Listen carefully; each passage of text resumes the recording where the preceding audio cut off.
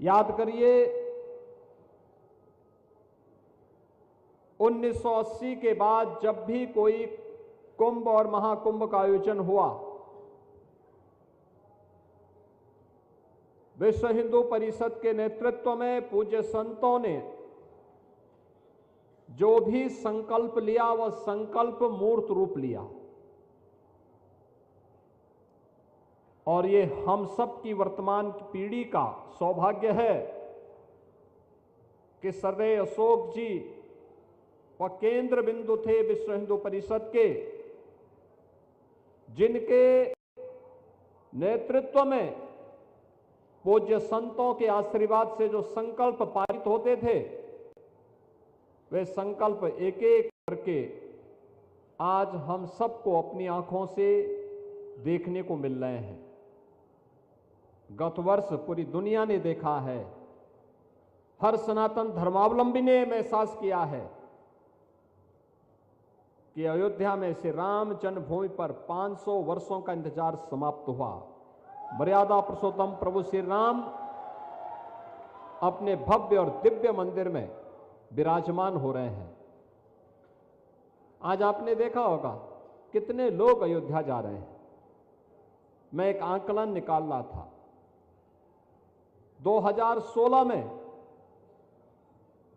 अयोध्या में कुल 2,36,000 श्रद्धालु गया था, और जब हम लोग 2024 का आंकड़ा देख रहे थे, 2024 में यह संख्या बढ़कर के 12 से 15 करोड़ पहुंच गई। कितना भव्य रूप है। एक नई अयोध्या के दर्शन हो रहे हैं, एक नई काशी के दर्शन हो रहे हैं। प्रयागराज के इस नए कुंभ में भव्य और दिव्य कुंभ का दर्शन हो रहा है। आस्था और आधुनिकता एक साथ दिखाई दे रही है। अविरल और निर्मल गंगा के दर्शन हो रहे हैं। ये सब इन पूज्य संतों की साधना का परिणाम है, उनके संकल्प का मूर्त रूप है।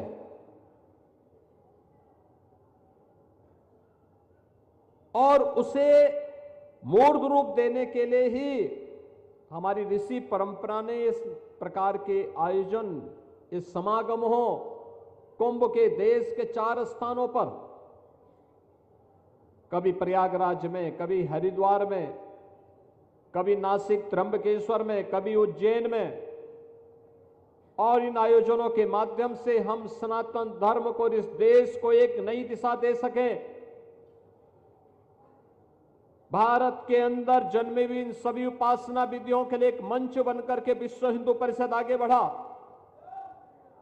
चाहे वह सनातन धर्म की परंपरा से, वैदिक परंपरा से जुड़े हुए संतों की परंपरा हो, या फिर बौद्ध परंपरा से जुड़े हुए हमारे बनते और उनसे जुड़े हुए पूज्य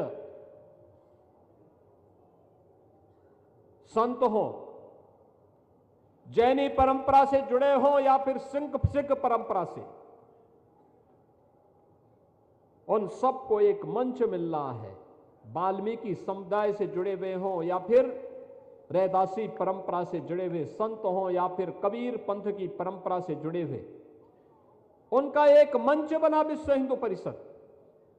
और उस मंच के माध्यम से जब एक साथ होंकार आगे बढ़ी, तो देखते ही देखते 500 वर्षों का इंतजार समाप्त हुआ। अयोध्या में श्री राम जन्मभूमि पर भगवान राम का भव्य मंदिर का निर्माण का कार्य भी आगे बढ़ा।